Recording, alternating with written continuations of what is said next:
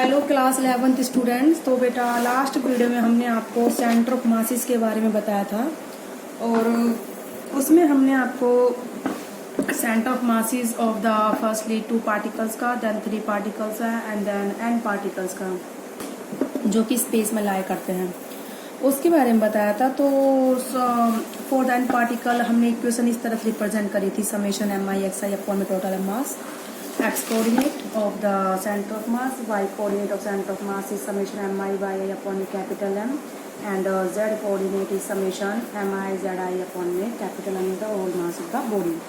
इस तरीके से अब जो यही हमारी जो इक्वेशन है आई हमारी, ठीक है, हम इन इक्वेशंस को वेक्टर की फॉर्म में भी रिप्रेजेंट कर सकते हैं। ठीक है, centre position vector of centre of mass क्या कर सकते हैं बेटा, हम position vector of centre of mass. ठीक है, तो कैसे देंगे हम ऐसे इनको,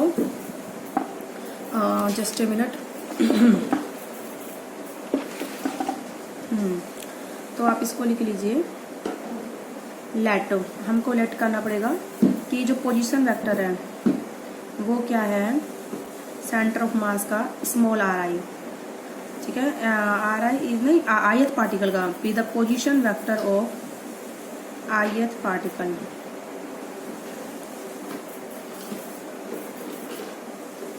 ठीक है, तो ith पार्टिकल का पोजीशन वेक्टर बेटा क्या है हमारा आर आई। ठीक है, अब इसी अब और जो हमारे सेंटर ऑफ मास का है पोजीशन वेक्टर मैंने क्या माना, capital R, of centre of mass.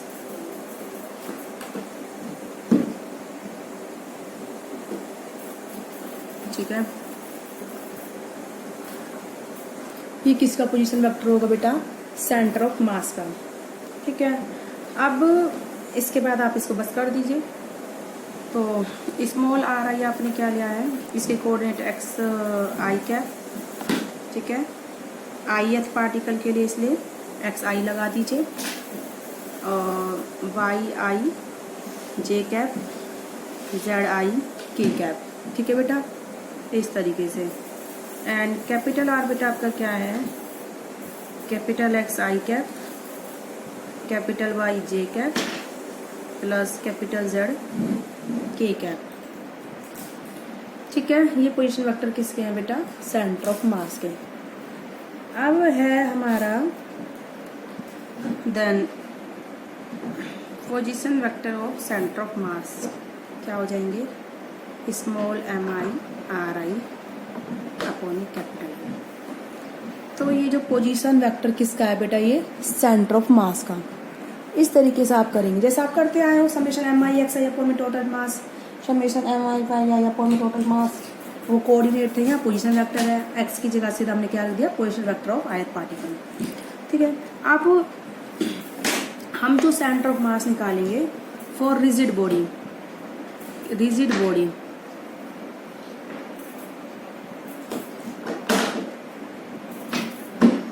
Rigid body क्या होती है बेटा, जो जिसके पार्टिकल्स क्या होते हैं, बहुत पास पास होते हैं। ठीक है, जैसे कोई मीटर स्टिक है, ठीक है, इसके पार्टिकल्स बहुत पास पास है और it have a number of particles, इसके पास नंबर ऑफ पार्टिकल हैं, बहुत सारे पार्टिकल हैं। तो उनका सम करना, सबके पार्टिकल्स का पोजीशन कोऑर्डिनेट्स का m1 x1 m2 x2, ये बहुत सारे टर्म बन जाएंगे, m3 x3 m4 x4, ऐसे इनफाइनाइट पार्टिकल्स हैं, बहुत ही ज़्यादा। तो उसके लिए बेटा हम क्या करते हैं, तो हमें इंडिविजुअल पार्टिकल्स का समेशन करना इक्वेशन में बहुत टिपिकल हो जाएगा ये काम।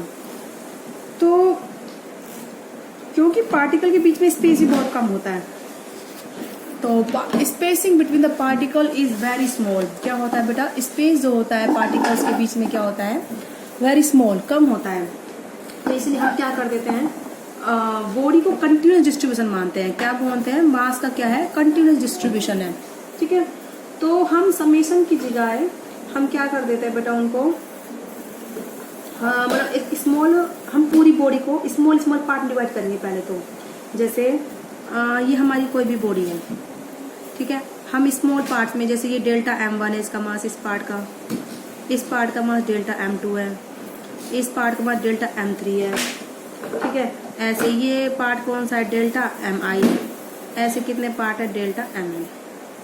ऐसे पूरी बॉडी को हमने स्मॉल पार्ट में डिवाइड कर लिया, ठीक है।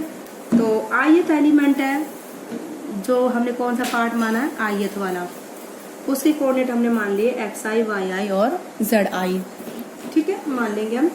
तो हम क्या करेंगे, वी सब divide,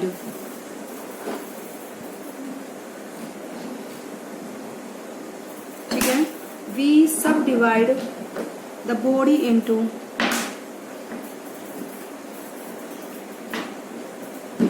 N small element of mass, elements of mass, ठीक है। कौन कौन से मास माने, delta m1, delta m2, delta mn से, ठीक है। अब हमने माना है let the ith mass,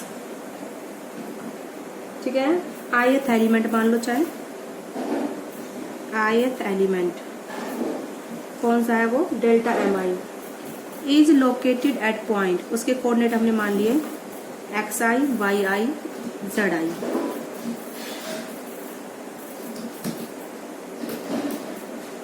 x I, Y I और जेड आई, ठीक है। तो the coordinate of centre of मास,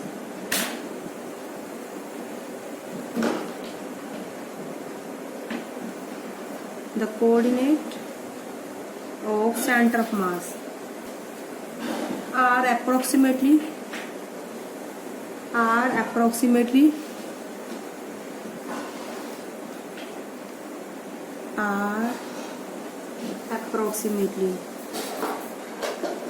कितने हो जाएंगे, क्या हो जाएंगे बेटा, एक्स कोऑर्डिनेट के लिए हम क्या करेंगे, ऐसे हमारे कितने एलिमेंट है,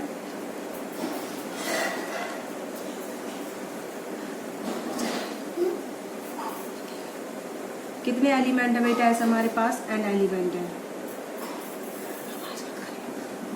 ठीक है। तो ये हो जाएगा डेल्टा एम आई, जैसे हम m1 एम आई करते थे ना, उसके कोऑर्डिनेट एक्स आई, ठीक है। ऐसे हमने n एलिमेंट्स कर दिए, इस पूरी बॉडी के n element, delta m1, delta m2, delta m3, ठीक है। तो ऐसे ही सिग्मा डेल्टा एम आई, ठीक है बेटा।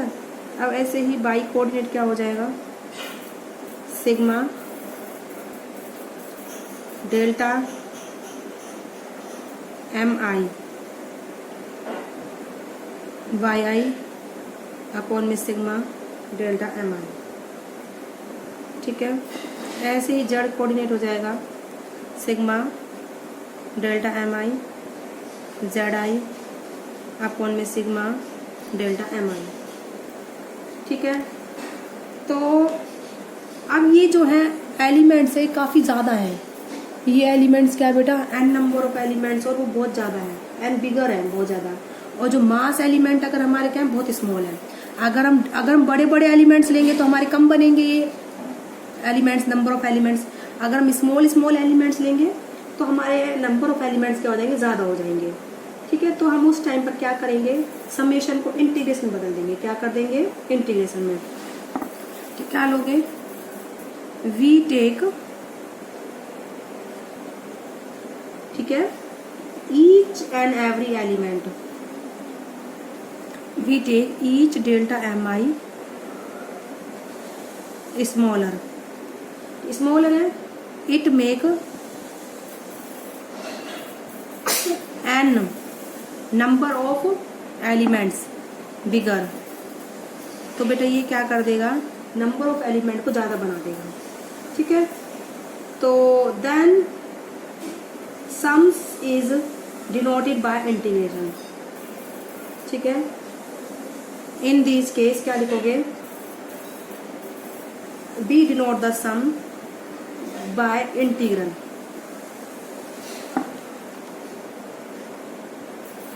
in this case we denote sum by integral.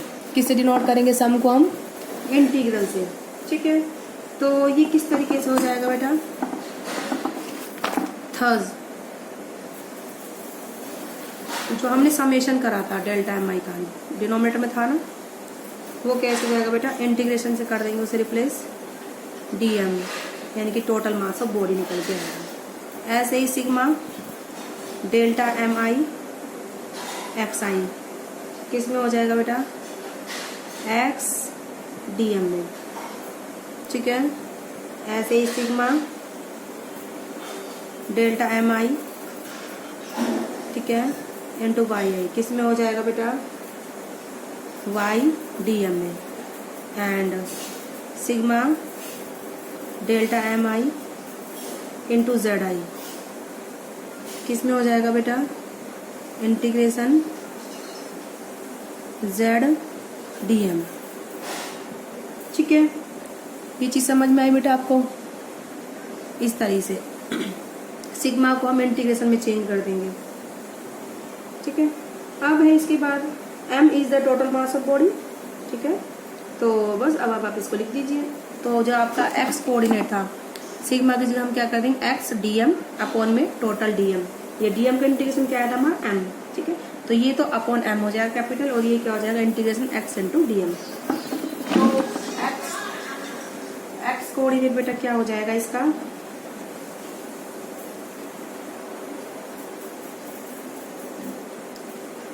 तो इसका बेटा x coordinate m 1/m integration x dm। ठीक है, ऐसे ही y कोऑर्डिनेट क्या हो जाएगा बेटा? 1/m integration y dm। ठीक है, एंड z कोऑर्डिनेट क्या हो जाएगा? 1/m integration Z DM. क्या हो जाएगा बेटा? Integration Z DM. ठीक है, तो x coordinate 1/m integration x dm, 1/m integration y dm, 1/m integration Z dm. इस तरीके से जो आपके ये कोऑर्डिनेट निकले हैं फॉर द रिजिड बॉडी, किसके लिए निकले हैं बेटा? ये रिजिड बॉडी के लिए हमारे, रिजिड बॉडी के लिए हमारे क्या निकले हैं बेटा? ये कोऑर्डिनेट ऑफ सेंटर ऑफ मास। तो इस तरीके से आप सेंटर ऑफ मास किसी भी बॉडी का निकाल सकते हैं आप इस फॉर्मूले से, किसी भी रोड का एंड किसी भी डिस्क का अलग अलग मास डिस्ट्रीब्यूटेड तो भी निकाल सकते हैं आप, ऐसी कोई प्रॉब्लम नहीं है। तो किसी का भी आप कोऑर्डिनेट ऑफ सेंटर ऑफ मास निकाल सकते हैं। अब इसके बाद हम जो है कराएंगे टॉपिक है जो हमारा मोशन ऑफ सेंटर ऑफ मास। ये तो अभी हम यही खत्म करते हैं इस टॉपिक को, ये तो फिनिश हो गया आपका। मोशन ऑफ सेंटर ऑफ मास इस काफी लॉन्ग लेंथी टॉपिक है ये। तो motion of centre of mass is a lengthy topic, तो उसको तो मैं नेक्स्ट वीडियो में कवर कराऊंगी। तो आज की वीडियो में बेटा इतना ही। तो centre of mass of the rigid body, क्या टॉपिक करा है बेटा आज हमने? Centre of mass of rigid body. ठीक है, तो बस उसके लिए आपको क्या करना है? आप पूरी बॉडी को एलिमेंट में डिवाइड करोगे, delta m1 delta m2 delta mn तक। ठीक है, तो अब उसके बाद x कोऑर्डिनेट उसके लिख दीजिए। इसके मान लो कोऑर्डिनेट क्या है? x1 है, डेल्टा m1 ओके, ऐसी इसके x2 है, और i वाले के xi मान लो। तो x कोऑर्डिनेट हो जाएगा summation delta mi xi upon में समेशन डेल्टा mi। अगर हम अपने एलिमेंट को स्मॉल लेंगे तो ये काफी सारे नंबर ऑफ एलिमेंट्स बनेंगे। इस केस में हम क्या करते हैं?